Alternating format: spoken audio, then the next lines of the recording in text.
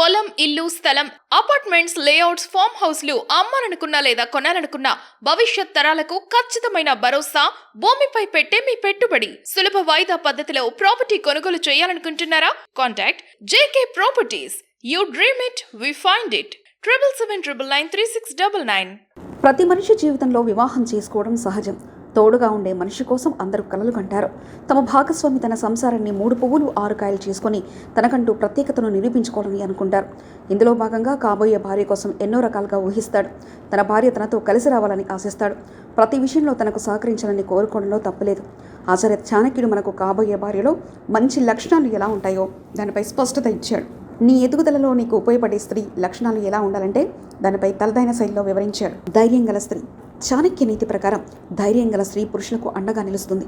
మనం చేసే పనిలో మనకు సహకరిస్తుంది. ఆపద సమయాల్లో మన వెంట నిలుస్తుంది. మహిళల్లో ధైర్యం ఎక్కువగా ఉంటుంది. స్త్రీల ధైర్య సాహసాలు ఇంట్లో ఉండే వ్యక్తులకు కూడా సహాయపడతాయి. దీంతో మనం జీవిత భాగస్వామిగా చేసుకునే మహిళా విషయంలో మనం జాగ్రత్తలు తీసుకోవాల్సిందా? మనకు అనువైన లక్షణాలుంటే వారిని వివాహం చేసుకునేందుకు ముందుకు రావాల్సిన అవసరం ఎంతైనా ఉంది. సహనం గల మహిళ. అతిగా ఆవేశపడే స్త్రీ, అతిగా ఆశపడే మగాడు సుఖపడడాన్ని చెప్తారు. అలాగే స్త్రీలలో సహనం ఎక్కువగా ఉండాలి. అందుకే వారిని భూదేవితో పోలుస్తారు. సహనంలో వారిది ప్రత్యేక శైలి.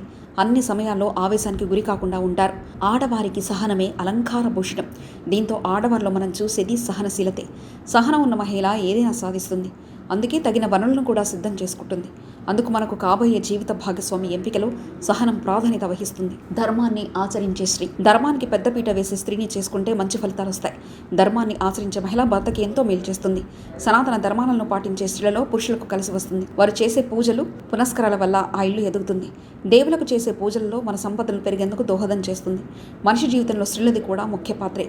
అందుకే సరైన మహిళను చేసుకోకపోతే ఇబ్బందులు తప్పవు. స్త్రీలు మనకు అన్నిట్లో కలిసి వస్తేనే విజయాలు వస్తాయి. పెద్దలను గౌరవించే స్త్రీని వివాహం చేసుకుంటే మంచిది.